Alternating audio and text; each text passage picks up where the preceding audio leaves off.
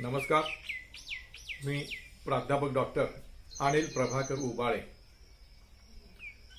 रयत शिक्षण संस्थेच्या आबासाहेब मराठे arts, new commerce व सायन्स कॉलेज राजापूर या ठिकाणी मराठी या विषयाचा विभाग प्रमुख म्हणून सध्या काम पाहत आहे.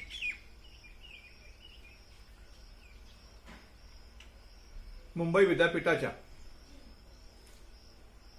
BA भाग 2च्या अभ्यासक्रमात पेपर क्रमांक 2 मध्ये सत्र 3 ला 2 कादंबऱ्या अभ्यासक्रमात ठेवण्यात आलेल्या आहेत.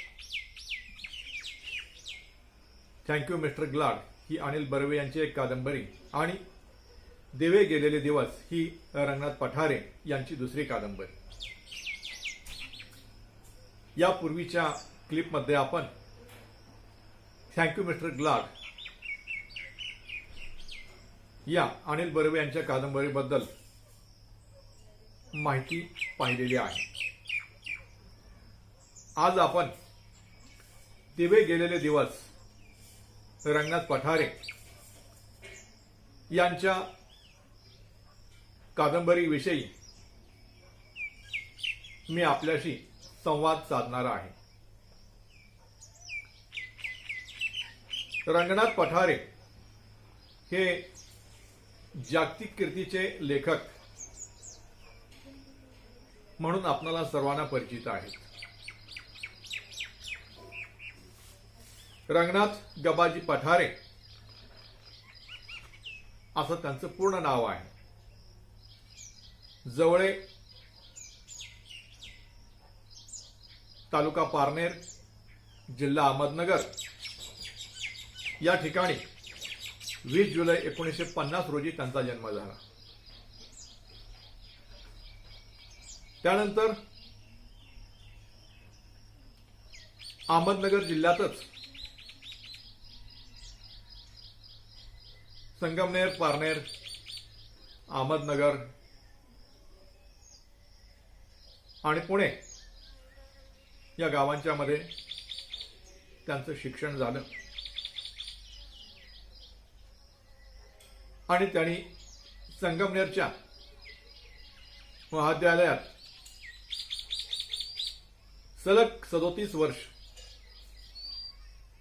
भौतिकशास्त्र या विषयाचे प्राध्यापक म्हणून सेवा बजावली. प्रामुख्याने रंगनाथ पठारे यांना कथालेखक, कादंबरीकार व समीक्षक म्हणून ओळखले जाते. म्हणजेच साहित्याच्या वेगवेगळ्या क्षेत्रात त्यांनी आपलं कर्तृत्व गाजवलेलं आहे. एकंदरीत त्यांचे 7 कथासंग्रह, 2 वैचारिक पुस्तके, 2 अनुवादित पुस्तके, 11 कादंबऱ्या, 2 लेखसंग्रह, 3 ललित लेख संग्रह अशा साहित्याच्या सर्व क्षेत्रात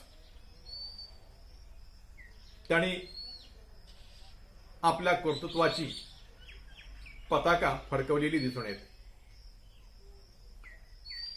त्याच्यामुळे हे चतुरस्त्र असणारं व्यक्तिमत्व आपणाला भुरळ पाडल्याशिवाय राहत नाही. कारण भौतिकशास्त्राचे प्राध्यापक असूनही मराठी भाषेबद्दलची असणारी अस्मिता, गोडी आणि मराठी या भाषेचा चिकित्सक विचार करण्याची सवय या स्वभाव वैशिष्ट्यामुळे महाराष्ट्र राज्य भाषा विकास महामंडळ या महामंडळावरतीही त्यांची कार्यकारिणी सदस्य म्हणून निवड झालेली आहे. म्हणजेच रंगनाथ पठारे हे एक चांगल्या दर्जाचे लेखक म्हणून आपणाला दिसून येतात. रंगनाथ पठारे यांना त्यांच्या साहित्याबद्दल, त्याने बजावलेल्या सेवेबद्दल आणि एकूणच त्यांच्या कर्तृत्वाबद्दल त्यांना अनेक पुरस्कार मिळाले, मान सन्मान प्राप्त झाले. त्यात महाराष्ट्र साहित्य परिषद यांनी 2015 मध्ये त्यांना सन्मानित करण्यात आलं. तसेच अहमदनगर या ठिकाणी झालेल्या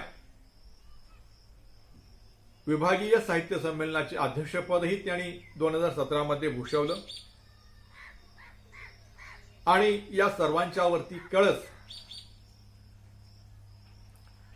म्हणजे त्यांच्या साहित्यातील अनमोल योगदानाबद्दल त्यांच्या ताम्रपट या कादंबरीला 1999 मध्ये साहित्य अकादमी पुरस्कार जाहीर झाला. साहित्य अकादमीचा पुरस्कार मिळणं हे प्रत्येक लेखकाचं स्वप्न असतं. आणि अशा पद्धतीने हा साहित्य अकादमीचा पुरस्कार रंगनाथ पठारे यांना मिळालेला आपल्याला दिसून येतो.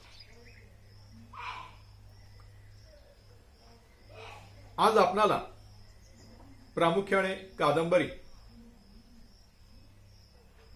या साहित्य प्रकाराबद्दल या ठिकाणी विचार करावायचा आहे.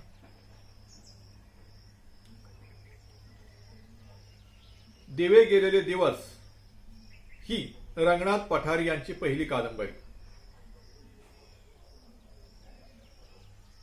1962 साली प्रसिद्ध झाली.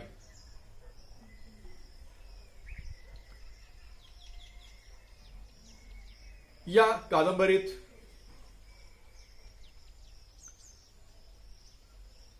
देशात लादण्यात आलेल्या आणीबाणीच्या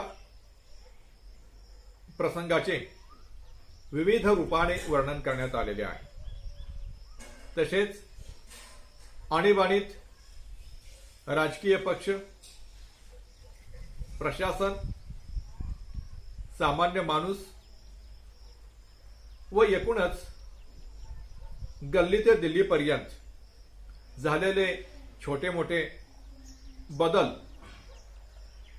या सर्वांचा अन्वयार्थ लावण्याचा प्रयत्न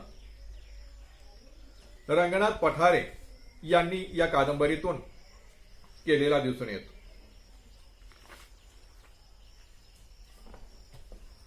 रंगनाथ पठारे यांची ही कादंबरी राजकीय स्वरूपाची कादंबरी आहे. राजकीय वास्तवाचे भान बाळगणाऱ्या महाराष्ट्रातील थोड्या लेखकांच्या मध्ये रंगनाथ पठारे यांचा समावेश होतो. मराठीत अरुण साधू, हमो मराठे यांनीही या प्रकारचे लेखन केलेले आहे. परंतु त्यांच्या लेखनात कल्पनाशक्तीचा अभाव दिसतो. फक्त विलास सारंग यांची यमकीच्या राज्यात ही कादंबरी याला अपवाद ठरते. दिवे गेलेले दिवस या कादंबरीत आणीबाणीपासून ते महाराष्ट्रातील लोकसभेच्या निवडणुकीपर्यंतचा म्हणजे 1978 पर्यंतचा काळ व त्या काळातलं वास्तव दर्शवण्यात आलेलं आहे. देशात राजकीय आणि नागरी अराजकता निर्माण झाल्यामुळे देशाच्या सुरक्षिततेला धोका निर्माण झाला होता. या सबबीखाली 1975 मध्ये देशात आणीबाणी लागू केली. या आणीबाणीच्या काळात देशातील प्रत्येक घटकावर विचार आणि अभिव्यक्ती स्वातंत्र्यावरती बंधने आली. याच काळात लोकसंख्या नियंत्रित करण्यासाठी सरकारी यंत्रणेचा वापर करून नसबंदी सारखे उपक्रम राबविण्यात आले. यामुळे आणीबाणीनंतर जो काँग्रेस पक्षाचा एकछत्री अंमल आपल्या देशावरती होता, त्या एकछत्री अंमल असणाऱ्या त्यांच्या राजकीय राजवटीला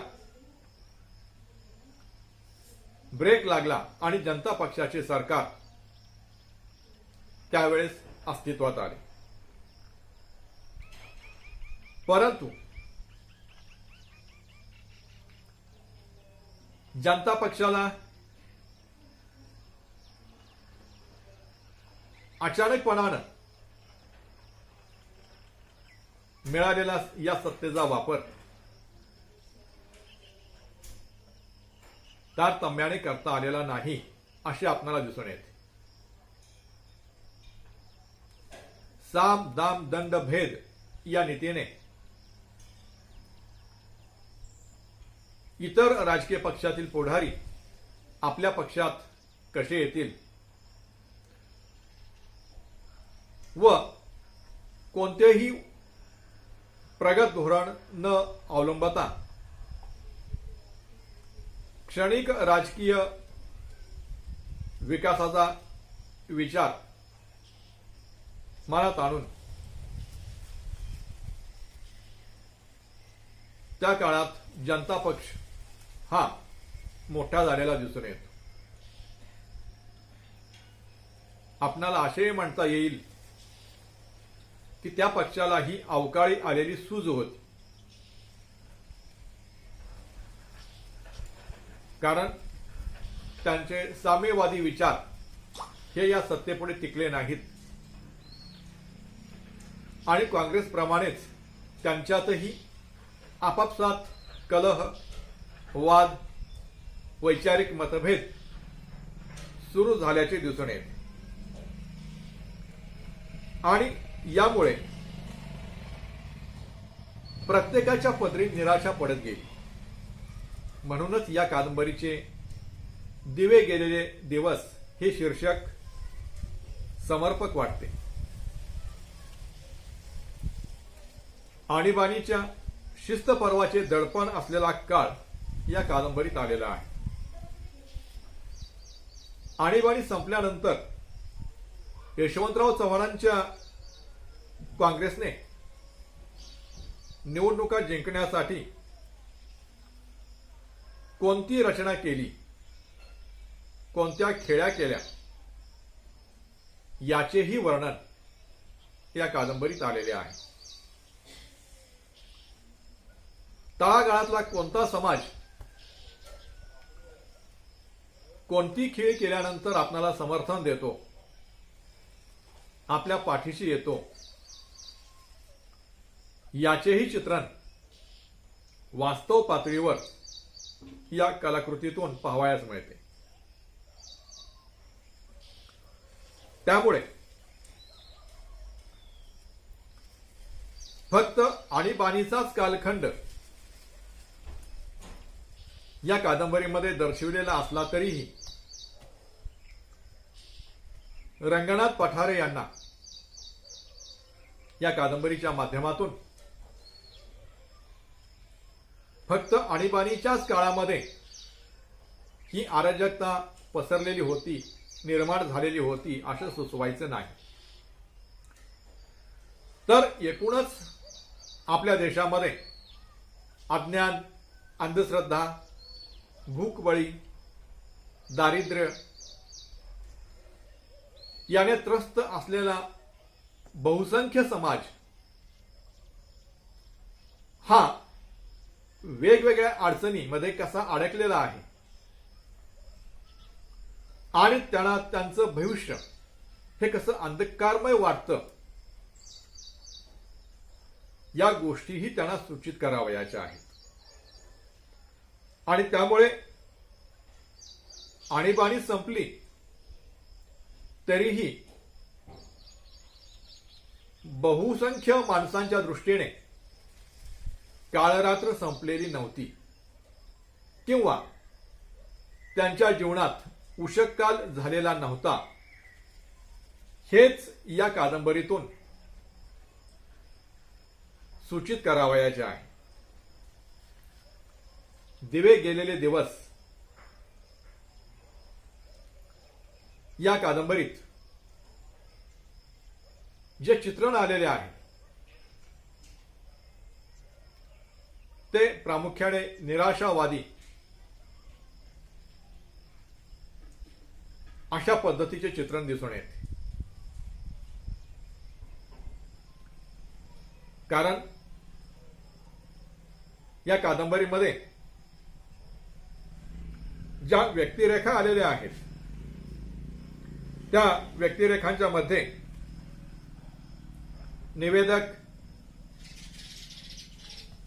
भास्करराव जाधव काँग्रेस नेते, बाबासाहेब जनता दलाचे नेते,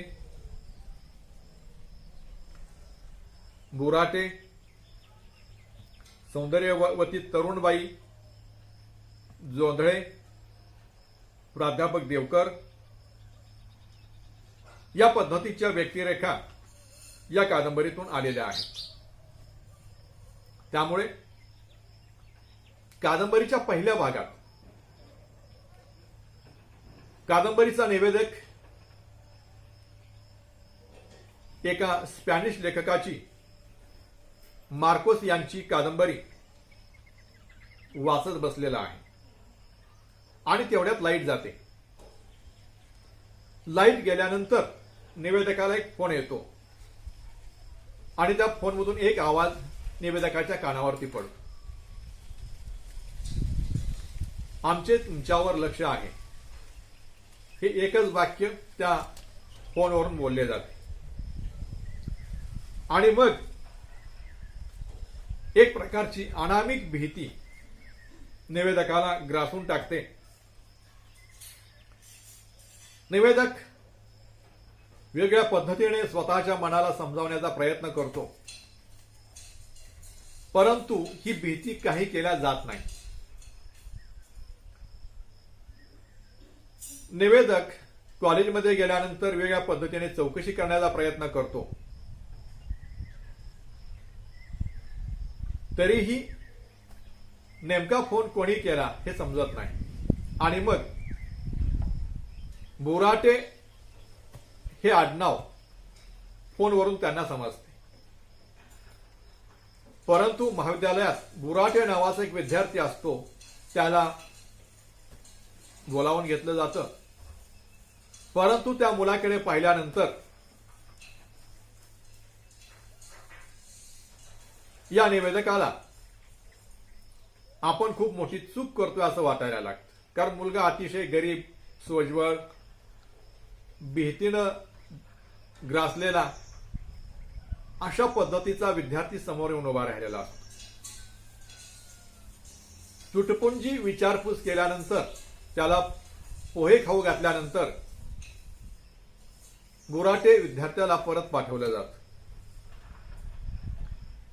म्हणजे या ठिकाणी सगळंच वातावरण हे दिशाहीन आहे. याच दरम्यान निवेदकाच्या घरामध्ये निवेदकाला भेटण्यासाठी एक अतिशय तरुण आणि देखणी असणारी स्त्री येते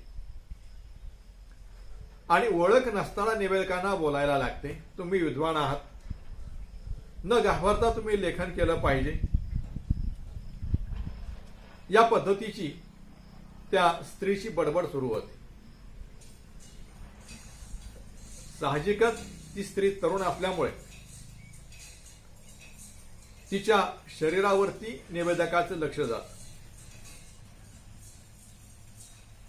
आपल्या मनामध्ये त्या स्त्रीविषयी वाईट विचार आलेले आहेत याचाही मनातून पश्चाताप त्या निवेदकाला होत असतो. परंतु शेवटी असं काहीही न बोलून दाखवता संयम ठेवून त्या स्त्रीची बडबड ते ऐकतात. आणि या सर्व प्रकाराने निवेदक हा हैराण होत. यानंतर त्याच भागातल्या पुढे या निवेदकाला आपण या आणीबाणीच्या काळामध्ये काहीतरी काम केलं पाहिजे असं वाटतं. भूमिगत असणाऱ्या कार्यकर्त्यांशी संपर्क साधतात आणि मग या आणीबाणीच्या काळामध्ये शासनाकडून जे जे काही सुरू आहे त्याविषयीची माहिती मिळते. त्यामध्ये शेजारच्या गावातील कार्यकर्त्यांनी केलेली जाचक अशी नसबंदी, या कार्यक्रमात कार्यकर्त्यांचा उत्साह, 10 लोकांना नसबंदीसाठी आणावे असे ठरलेले असताना प्रत्येकाने गोर गरीब आडलेले नडलेले असे 30-30 लोक पकडून आणलेले होते आणि त्यांची नसबंदी केलेली होती. कारण हे सर्व मुख्यमंत्र्यांना दाखवण्यासाठी चाललेलं असतं. अशा त्या परिसरात त्या काळामध्ये 8,000 शस्त्रक्रिया पूर्ण झालेल्या असतात. म्हणजे अतिशय अंदाधुंदीचं वास्तव वातावरण या शिस्त पर्वात म्हणजे आणीबाणीच्या काळामध्ये आपल्याला आपल्याला दिसून येतं. परत काही दिवसानंतर ती स्त्री या निवेदकाच्या घरी येते. परंतु त्यावेळेस त्या स्त्रीची खरी हकीकत या निवेदकाला समजते की या स्त्रीच्या नवऱ्याने आत्महत्या केलेली आहे. हे निवेदकाला समजल्यानंतर निवेदक अस्वस्थ होतो आणि आपणही काहीतरी समाजासाठी केलं पाहिजे अशी जाणीव त्यांच्या मनाला होते. आणि अर्थशास्त्राचे प्राध्यापक देवकर यांचे विचार ऐकून मध्यमवर्गीयांसाठी आपण काहीतरी केलं पाहिजे ही त्यांची धारणा होते. आणि म्हणून ते एक बुलेटिन काढतात. परंतु दरम्यानच्या काळामध्ये देवकरला अटक होते आणि हे सर्व थांबते. या पर्यंतचा आकाश आशय हा कादंबरीच्या भाग 1 मध्ये येतो. त्यानंतर कादंबरीच्या दुसऱ्या भागामध्ये शिस्तपर्व म्हणजेच आणीबाणी संपलेली आहे. जनता पक्ष सत्तेवरती आलेला आहे. तत्वहीन राजकारण सुरू झालेलं आहे. सर्वच सत्तेसाठी हपापलेले आहेत. आपली विचारधारा सोडून स्वार्थासाठी एकमेकांचा गळा घोटायला लोक कसे तयार होतात याची जाणीव कादंबरीच्या दुसऱ्या भागातून होते. कारण जीवाभावाचे सख्खे मित्र असणारे लोक राजकारणात एकमेकांचे पक्की वैरे बनतात आणि एकमेकांना संपवण्यासाठी अतिशय खालच्या पातळीवरती जाऊन एकमेकांच्या कौटुंबिक बाबी उघड करून समाजासमोर बोलत राहतात, एकमेकांची निंदा नालस्ती करतात आणि अशा पद्धतीचा उथळपणाच समाजालाही हवा असतो. कारण समाजही वेगवेगळ्या गरजांच्या मुळे नडलेला असतो, अडलेला असतो, पिचलेला असतो आणि हे राजकीय पुढारीच, स्वतःला कार्यकर्ते म्हणणारे लोकच या समाजाच्या अडीअडचणी सोडवणारे तारणहार असतात. म्हणून हे लोक सांगतील तीच पूर्व दिशा मान्य करायची, याच्याशिवाय दुसरा पर्याय नसतो. म्हणजे सगळीकडे अंधकारमय वातावरण आहे. सगळीकडे विचारधारा सोडून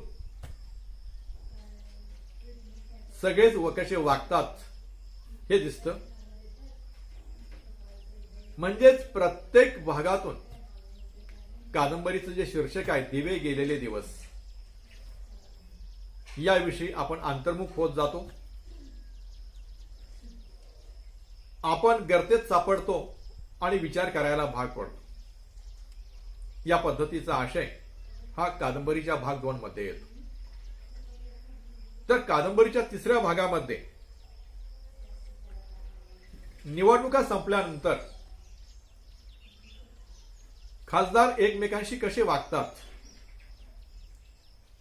निवडणुकीमध्ये जे जे व्यवहार केलेले असतात, मग त्याच्यामध्ये आर्थिक व्यवहार असतील, वेगवेगळ्या जाती धर्माच्या लोकांना फोडण्यासाठी केलेले प्रयत्न असतील,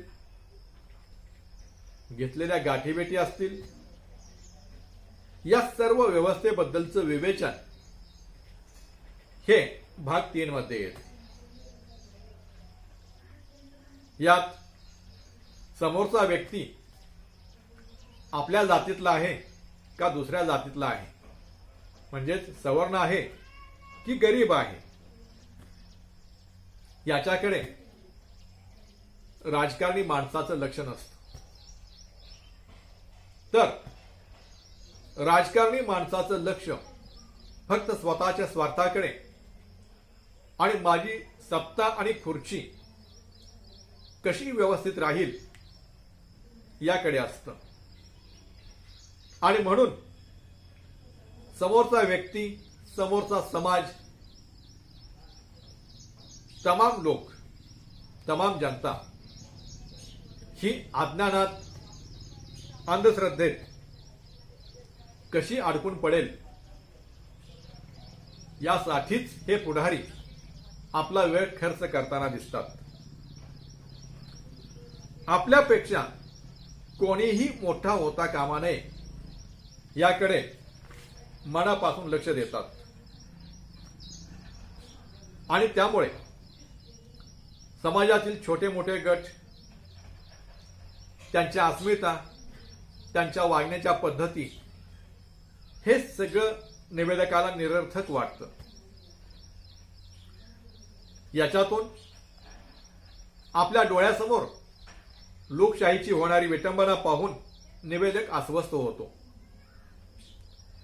या न बदलणाऱ्या चाकोरीचा, विषमतेचा व व्यवस्थेचा राग निवेदकाच्या मनामध्ये आहे. या व्यवस्थेतील काळोख शिस्त पर्वातच नाही तर त्यापूर्वीही होता व पुढेही चालू राहणार आहे. त्यामुळे दिवे गेलेले दिवस हे शीर्षक अतिशय समर्पक आणि अतिशय योग्य आहे अशा पद्धतीची जाणीव व्हायला लागते. कारण व्यक्ती स्वातंत्र्याचा लोप हा फक्त आणीबाणीतच झालेला नसून तो त्याच्या अगोदरही होता आणि सध्याही चालू आहे. फक्त आणीबाणीमध्ये याचा जास्त संकोच झाला इतकंच आपणाला म्हणता येईल. या कादंबरीमध्ये प्रथम पुरुषी निवेदन हे कादंबरीच्या पहिल्या भागामध्ये आलेलं आपल्याला दिसून येतं. कादंबरीच्या सुरुवातीपासून ते 68 पानापर्यंत निवडणुकांचं वर्णन आलेलं आहे. दुसऱ्या भागामध्ये प्रचाराचं तंत्र हे शहरात आणि ग्रामीण भागामध्ये कसं राबवलं जातं हे आलेलं आहे. एकंदरीत भास्करराव जाधव हा काँग्रेसचा नेता आणि बाबासाहेब हा जनता दलाचा नेता यांच्यातील जीव घेणा संघर्ष, वैचारिकतेचा अभाव, समानतेचा अभाव, विषमतेची कास धरल्यानंतर समाजाचं होणारं नुकसान हेच या कलाकृतीतून आपल्या निदर्शनास येत आणि लेखक हे आपल्याला दाखवण्यात यशस्वी झालेला आहे. सामाजिक जाणीवांच्या वरती लेखकाने कठोर प्रहार केलेला आहे हे निश्चितपणाने सांगता येतं. आणि म्हणून या कादंबरीला दिलेलं जे शीर्षक आहे दिवे गेलेले दिवस, हे आपल्याला अंतर्मुख करून सोडल्याशिवाय राहत नाही, चिंतनशील बनवल्याशिवाय राहत नाही. माणूस म्हणून आपण काय केलं पाहिजे याचा विचार करायला लावल्याशिवाय राहत नाही, हे निश्चितपणानं म्हणावंसं वाटतं. अशा पद्धतींच्या लेखकामुळेच मराठी भाषा, मराठी साहित्य आणि एकूणच समाज व्यवस्था यांच्यामध्ये आश्वस्त करणारा बदल होत असतो, समृद्धी निर्माण होत असते असा आशावाद व्यक्त करतो. आणि या ठिकाणी मी माझं विवेचन संपवतो.